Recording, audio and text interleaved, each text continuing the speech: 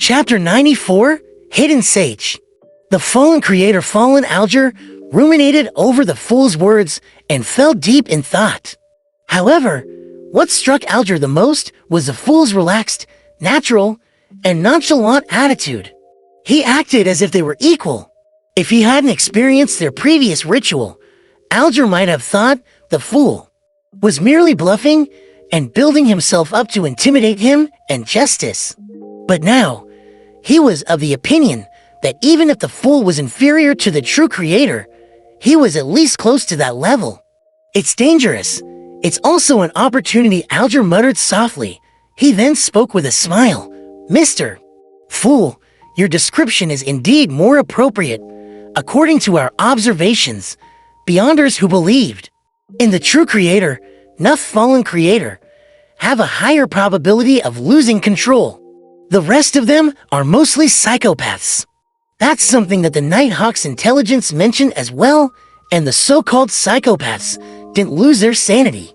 Instead, their ideologies become twisted. Klein maintained his seated posture, but didn't continue with the conversation. He was still considering how to inquire about the secret order and clown potion, but he couldn't figure out a way of asking the questions in a way that fit with his persona. It's such a pity that the gathering is still so different from an internet forum. Otherwise, I could create another Smurf account to join the gathering, and that account would be in charge of asking questions that are inconvenient for me to ask. Perhaps one day I'll learn mirror-related magic and give it a try. For example, I can make half the members hear my Smurf accounts. There are 22 chairs here, and there are 22 cards in the tarot deck. That matches up perfectly. But when I created this divine hall, I didn't even name myself the Fool or have any intention of forming a tarot club. HMM, do these symbolize the 22 different sequence pathways? I wanted a divine hall, so a divine hall appeared. If I wanted a Smurf account, would I get a Smurf account? Upon seeing the Fool remain silently engulfed in the thick gray fog, Audrey asked both wistfully and curiously, "That sounds scary. Mr. Hangman, could you share, in detail, information about each and every mysterious organization? And also the matters regarding each secret cult. It's hard for me to come into contact with them during my daily life. I can only understand them through the both of you, and willing to pay for it. May I know what you'd like in return?" That's a great question. Miss Justice, you're playing the role of my Smurf account to a certain extent this way. The Hangman will definitely bring up the secret order. You're the best. Klein's mind stirred when he heard that, but he didn't let his emotions show through his expression or movements. Alger thought for a moment before saying, "I need money, 1,000 pounds.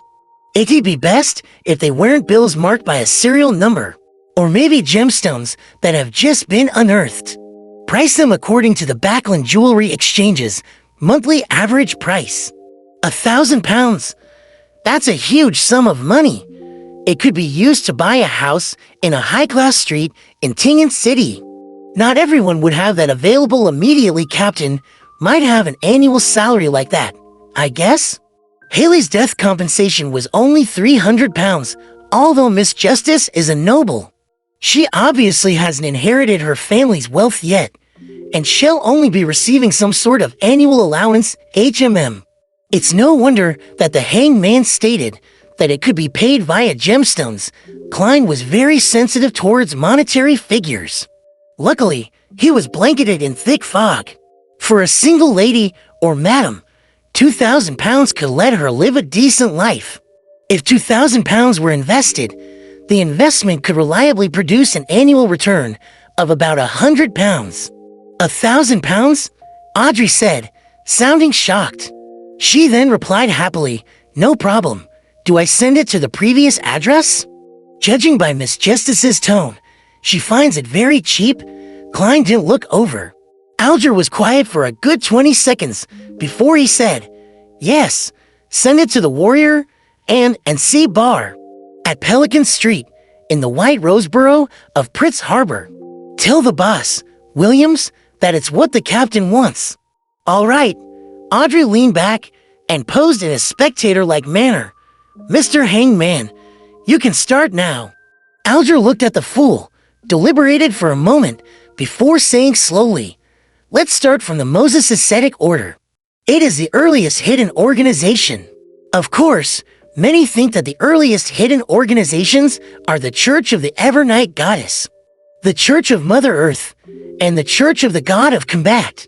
These people must be from the Church of Lord of Storms, the Church of Eternal Blazing Sun, or the Church of the God of Knowledge and Wisdom. Audrey refuted sulkily. The Church of the Goddess is the earliest hidden organization? That was the first time Klein had heard of such a claim.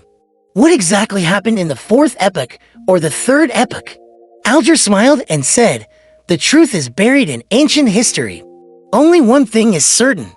No one has ever said that the Church of Lord of Storms, the Church of Eternal Blazing Sun, or the Church of the God of Knowledge and Wisdom were once hidden organizations.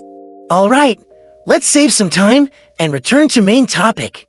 The Moses Ascetic Order was first established by a few humans that had read the blasphemy slate. They believed in a non-anthropomorphic god called the Hidden Sage. The description is that of a god, but it is more of an ideology, a natural law. For example, all objects are numeric. The Hidden Sage is an embodiment of spirit numerology, or that knowledge is supreme, and the Hidden Sage is knowledge itself. Hence, the original Moses Ascetic Order was a very respectable organization, and it maintained a good relationship with the other major churches. The members of the organization led ascetic lives to resist losing control and to resolve the effects of the remnant potion. They strictly kept their order's secrets, and they upheld moral and religious precepts. They believed that humans continuously reincarnate after death. The sequence 9 that they grasp is called Mystery Prior. The word warlock was also spread from that organization. Audrey listened to the hangman's description carefully and asked sharply, you said that the Moses Ascetic Order used to be a respectable organization. Are they not one anymore? Alger nodded his head indiscernibly. Yes, they have fallen into corruption and are now an evil organization. Why? I find their beliefs very good and very normal. Audrey expressed her confusion. That was Klein's confusion too.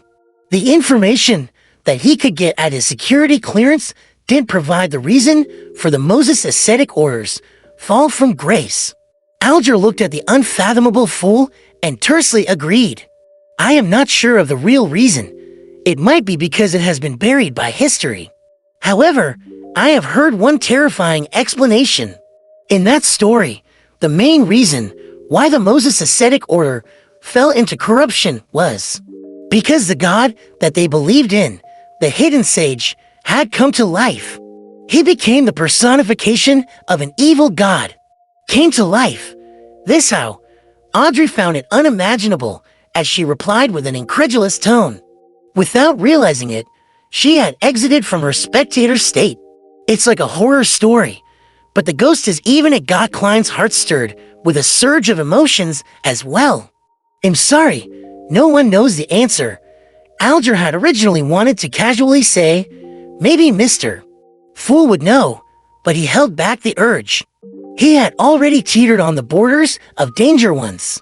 In the Book of Storms 5-7, there was a saying that Alger remembered clearly, which was, do not test God. Audrey calmed herself down and didn't press for more answers. She gestured for him to continue. Klein maintained his seated posture and his silence, validating the hangman's descriptions with his own understanding. Finally, he realized that there were 4 points that he needed to take note of. First, the Demonist sect was also known as the Demonist family in the 4th epoch. Back then, they had very few members, and their beliefs were passed down through their bloodlines. Plus, they would kill the fathers of their children and abandon the baby boys. Hence, all the members were female. Of course, that was all from Alger's description, and there was no way to verify it at the moment.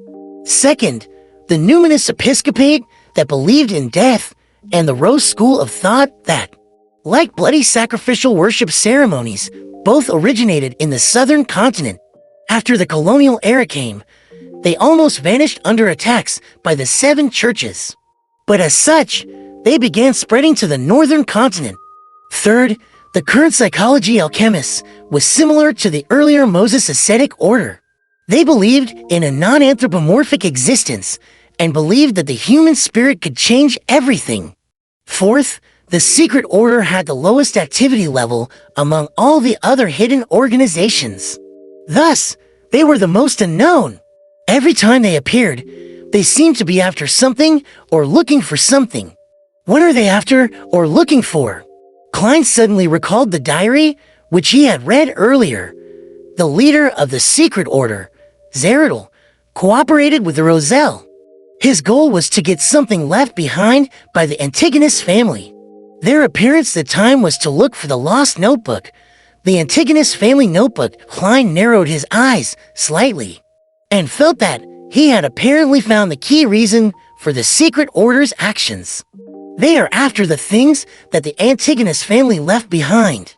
Klein suppressed his urge to tap the edge of the table as his thoughts appeared one after another. Oh, they were looking for remnant traces the Antigonus family left behind. Then must I direct my focus onto these areas to obtain the clown potion formula from the secret order? After a further exchange of information, Klein announced the end of the gathering. By your will, Audrey and Alger stood up together. Cutting off the connections, he saw both their figures shatter and disappear.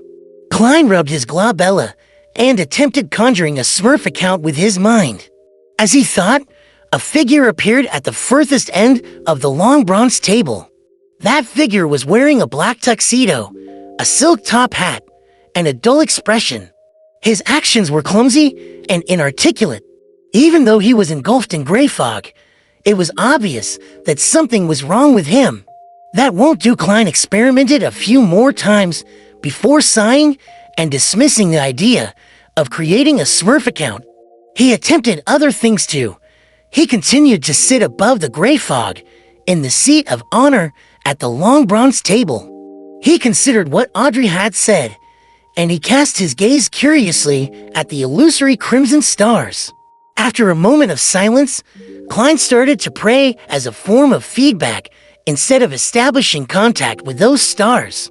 Amidst the tranquility and silence, he didn't receive any feedback from the 10+ crimson stars nearby. In order to receive feedback, I need to pull someone above the gray fog before I can reply. Klein nodded as he thought, feeling somewhat disappointed. He didn't want to violate someone else's will and forcefully pull them into this mysterious space. Afem and Klein was just getting ready to leave, but he habitually touched a nearby illusory crimson star. Just then, he suddenly felt that there was a faint and insignificant prayer deep inside the crimson star.